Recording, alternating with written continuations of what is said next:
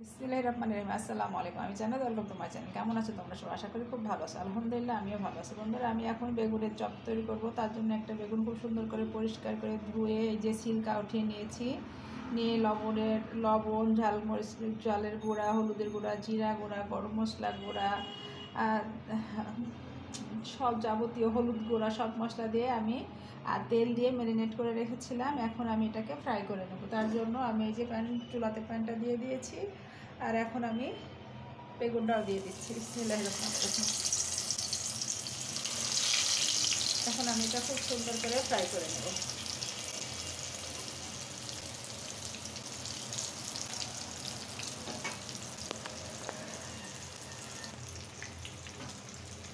একটু উল্টিয়ে দিই।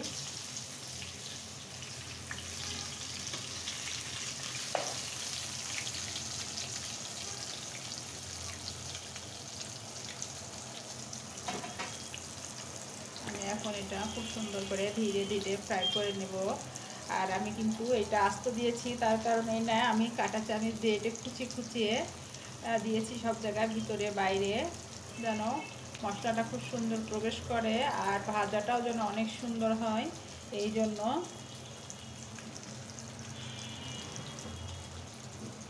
আমি এখন কিছুটা পেঁয়াজ দিয়ে দিচ্ছি, কুচি পেঁয়াজ আর একটুখানি রসুন।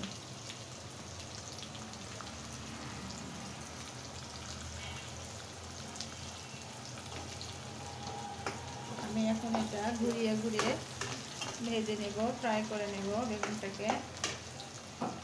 এমন করে বারে বারে উল্টে পাল্টে দিলে কিন্তু বেগুনটা ভাজা অনেক সুন্দর হয় আর খেতেও কিন্তু অনেক মজা হয়।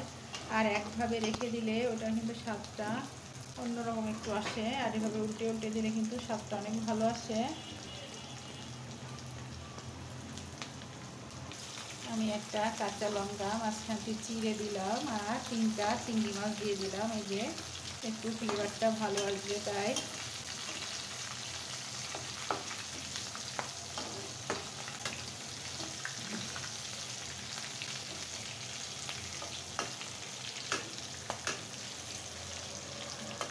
এটা খেতেও এমনি মাশাআল্লাহ অনেক মজা। অবশ্য বেগুনের ছিলকা উঠিয়ে বেগুনটা ভাজি করলে খেতে অনেক মজা লাগে। ভাজিটা খাওয়ার সময় বাছা লাগে না মাথাটা। এটা তোমরা যার সাথে খাও না কেন, পোলাও ভাতের সাথে, পরোটার সাথে, রুটির সাথে, যেটার সাথে, খিচুড়ির সাথে তো কোনো কথাই হবে না। যেটার সাথেই খাও না কেন মাশাআল্লাহ অনেক অনেক ভালো লাগে খেতে।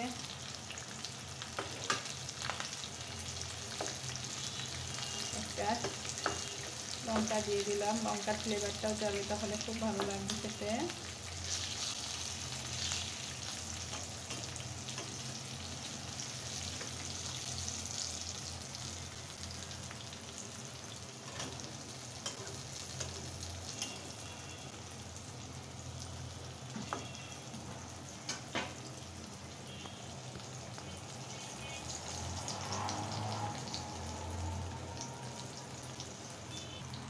বন্ধুরা, দেখতে পাচ্ছ আমার বেগুন ভাজাটা হয়ে গেছে। আমি এখন উঠিয়ে নিচ্ছি।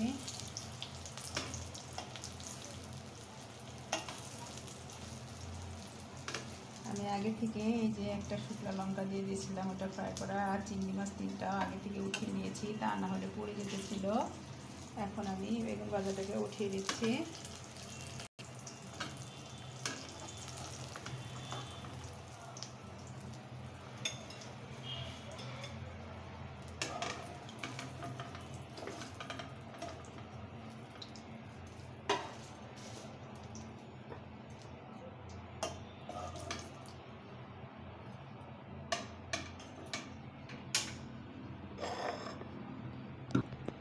এই যে বন্ধুরা, দেখো কতটা সুন্দর লাগছে মাশাআল্লাহ।